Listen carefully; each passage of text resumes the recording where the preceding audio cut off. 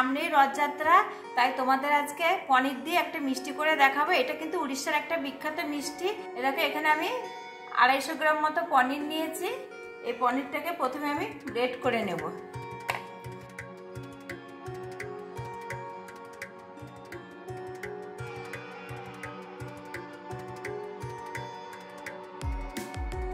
এরকম পুরো পনিরটাকে আমি গ্রেট করে নিয়েছি। এর মধ্যে মেশাবো আমি 1 চামচ ময়দা আর 1 চামচ সুজি। আমি খুব ভালো করে মেখে নেব। 1 চামচের বেশি একদমই দেবে না। সুজিও 1 চামচ দেবে, ময়দাও 1 চামচ দেবে, এর বেশি একদমই দেবে না।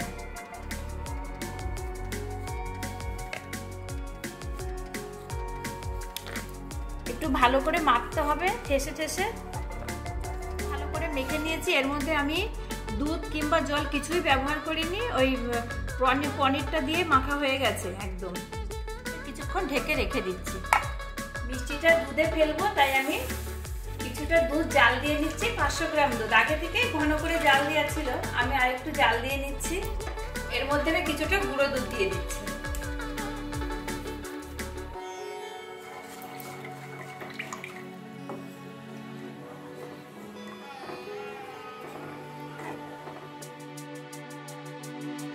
এবার আমি 4 চামচ চিনি অ্যাড করছি।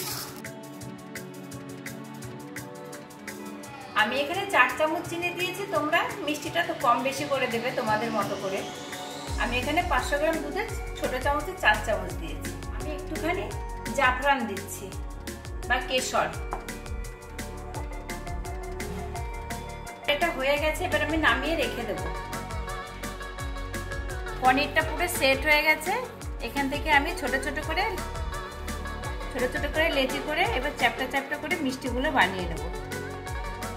যেভাবে ছোট ছোট করে লেচি করে একটা মিষ্টি তোমাদের বানিয়ে দেখাচ্ছি। আগে আমি কিন্তু হাতে তেল টেল কিছুই দেয়নি, কিন্তু পনিরে একটা তেল ভাব থাকে বলে হাতটা তেল হয়ে যাচ্ছে। দেখো, এই যে এইভাবে বানিয়ে নেব।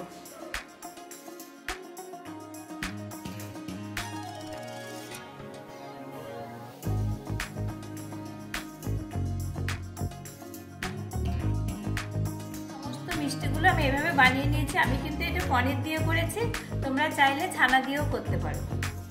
আমি মিষ্টিগুলো গ্যাসে আমি একটা প্যান বসিয়েছি আর দিচ্ছি সাদা তেল। তেলটা মিডিয়াম গরম হয়ে গেছে।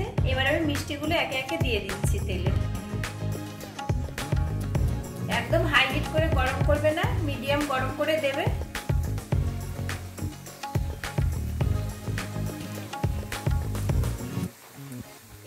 উল্টে দিচ্ছি একে একে। দেখো কতটা সুন্দর কালার এসছে আর কি সুন্দর ফুলেও গেছে মিষ্টিগুলো।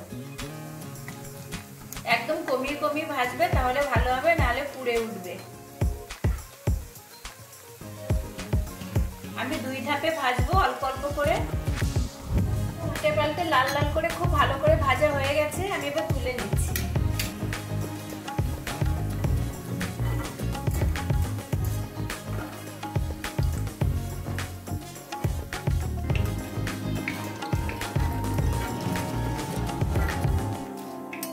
আমি সমস্ত মিষ্টিগুলো দেখো ভেজে নিয়েছি। এবার আমি দুধে দেবো। ঘন করে জাল দিয়ে দিয়েছিলাম, আমি একটু গরম করে নিচ্ছি। এই গরম রাবড়ি দিয়ে আমি মিষ্টিগুলো দেব। একটু গরম অবস্থায় ফেললে খুব ভালো হবে। আমি মিষ্টিগুলো একে একে দিয়ে দিচ্ছি। দেখো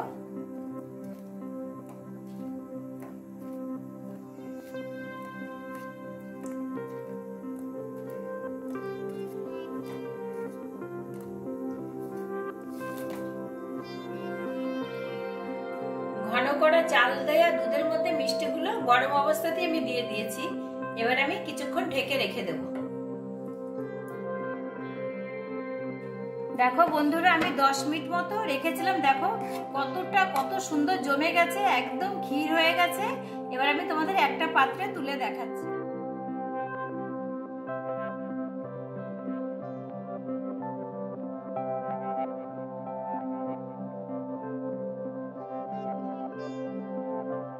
আমি উপর থেকে কিছুটা পেস্তা ছড়িয়ে দিচ্ছি। দেখো কতটা সুন্দর হয়েছে আর কত ঝটপট আমি এই মিষ্টিটা বানিয়ে ফেললাম। তোমরা কিন্তু রথযাত্রা উপলক্ষে একদম জগন্নাথ, বলরাম, সুভদ্রাকে এই মিষ্টিটা নিবেদন করতে পারো। আর আমার এই রেসিপিটা তোমাদের যদি ভালো লাগে তাহলে অবশ্যই অবশ্যই আমার চ্যানেলটি লাইক, শেয়ার, কমেন্ট করো। একদম যারা নতুন বন্ধু আছো অবশ্যই আমার চ্যানেলে চলে আসবে, আমি তোমাদের সাথে আছি। ওটা সফট হয়েছে তোমাদের আমি একটা কেটে দেখাচ্ছি।